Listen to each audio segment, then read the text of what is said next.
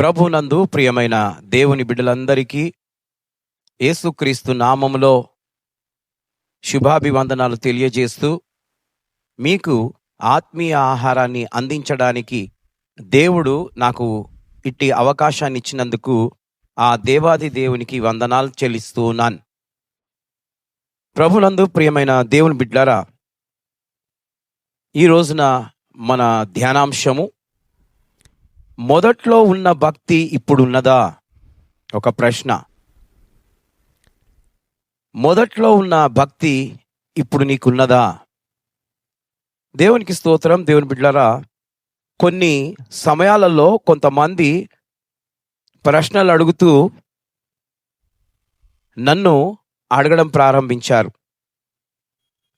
నేను అనుకుంటున్నాను, నాకు ఏమీ తెలియదు, నా అంత తెలివి లేని వారు ఎవరు ఉండరనుకుంటాను. కానీ నన్ను అడుగుతూ ఉంటారు కదా, నాకు ఏమీ తెలిసినది కాదు. ఒక సేవకుడు నన్ను అడుగుతూ ఉన్నాడు, అయ్యగారు, నేను కొన్ని సంవత్సరాల నుండి సేవ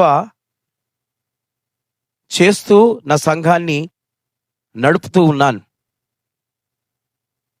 మంచిగా పరిచర్య చేస్తూ ఉన్నాను. కొత్తాత్మలు రావడం లేదు. ఎందుకు రావడం లేదో నాకు అర్థం అవడం లేదు. వారానికి 2 సార్లు ఉపవాసం కూడా చేస్తూ ఉన్నాను. 2 సార్లు ఏంది, 3 సార్లు కూడా చెయ్యి. అయినా ఎందుకు రావడం లేదో నాకు అర్థం అవ్వడం లేదు అయ్యగారు.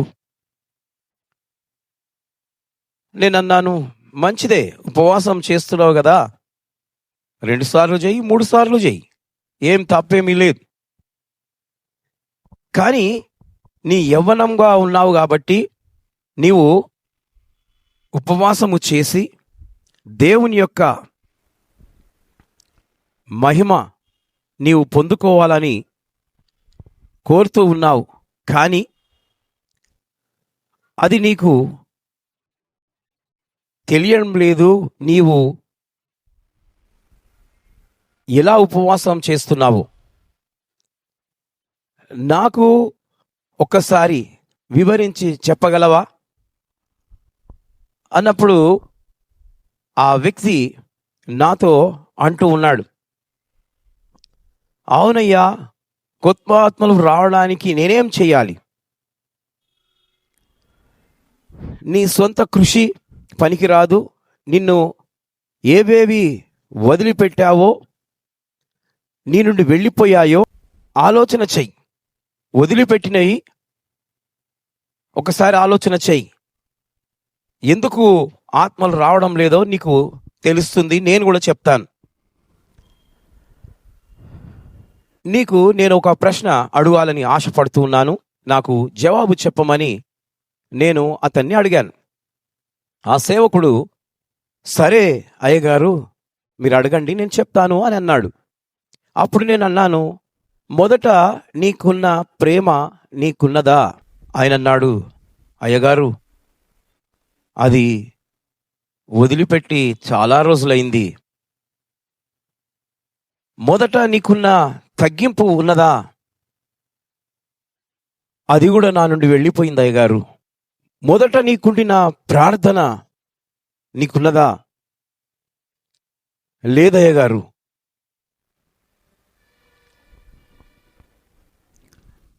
అలా నీ నుండి వదిలి అన్నీ వెళ్ళిపోయాయి.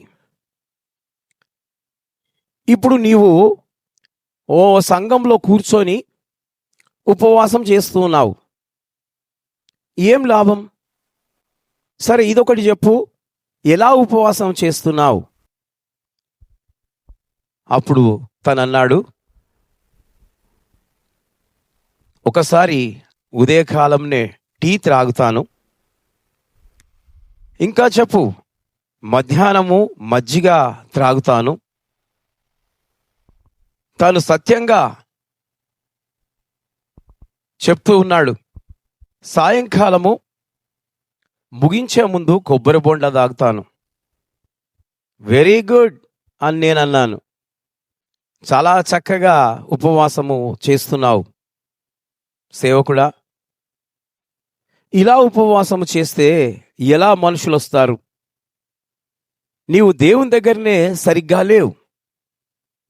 నీ ఉపవాసము దేవుడు ఎలా అంగీకరిస్తాడు? ఎలా ఆత్మలను నీ వద్దకు పంపిస్తాడు? అప్పుడు నేను చాలా విచారపడ్డాను. మొదటనేమో ప్రేమ వెళ్ళిపోయింది నీ నుండి, రెండవది తగ్గింపు వెళ్ళిపోయింది, మూడవది ప్రార్థన వెళ్ళిపోయింది, నాలుగవది సహవాసము నుండి కూడా దూరం అయిపోయావు. ఎలా అయ్యా దేవుడు నీ ప్రార్థన వింటాడు? నీవు ఎన్నిసార్లు ఉపవాసము చేసినా దానికి ప్రయోజనం ఉండదు. కాబట్టి మొదట నీకుండిన ప్రేమను సంపాదించు, మొదట నీకుండిన ప్రార్థన సంపాదించు, మొదట నీకుండిన తగ్గింపు సంపాదించు, మొదట నీకుండిన సహవాసమును సంపాదించు. కేవలము నీవు ధనము కొరకు, పేరు ప్రతిష్టతల కొరకు నీవు ప్రాకులాడుతూ ఉన్నావు. కాబట్టి అలాంటిది దేవునికి ఇష్టం లేదు. నీవు ఎలా చెయ్యాలి పరిచర్య, సంఘాన్ని ఎలా నడపాలి?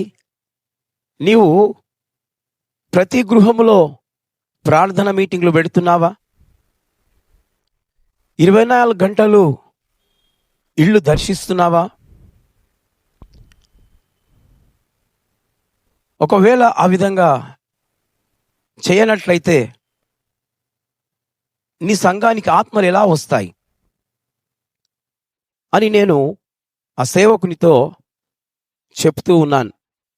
ప్రభునందు ప్రియమైన దేవుని బిడ్డలారా, ఈ రోజున దేవుని యొక్క భక్తి మన నుండి దూరం కావడానికి కారణం ఏంటంటే మనము అందరి ఎడల కరెక్ట్గా లేము.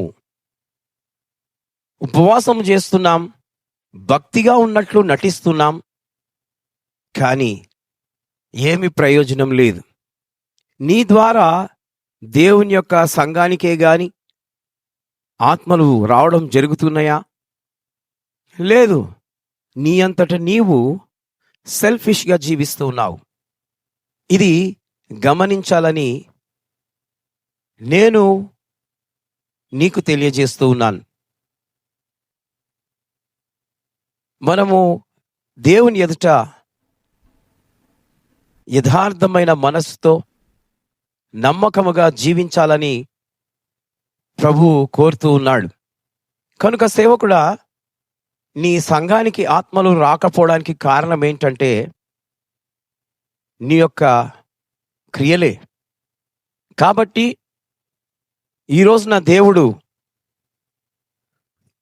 మొదట నీకుండిన భక్తిని సంపాదించు, అప్పుడు నీ యొద్దకు ఆత్మలను దేవుడు పంపిస్తాడు. అర్థమైందా? ఓకే, దేవునికి స్తోత్రం. నీకు అర్థమైతే నీ భక్తి తిరిగి నీవు సంపాదించుకోవాలంటే నీవు దేవుని యొక్క సంఘానికి అంటుకట్టుబడి ఉండు. దేవుడు నిన్ను, నీ కుటుంబాన్ని, నీ సంఘాన్ని వర్ధిల్లింపజేస్తాడు. దేవుడి మాటలు దీవించి ఆశీర్వదించునుగాక. May God bless you.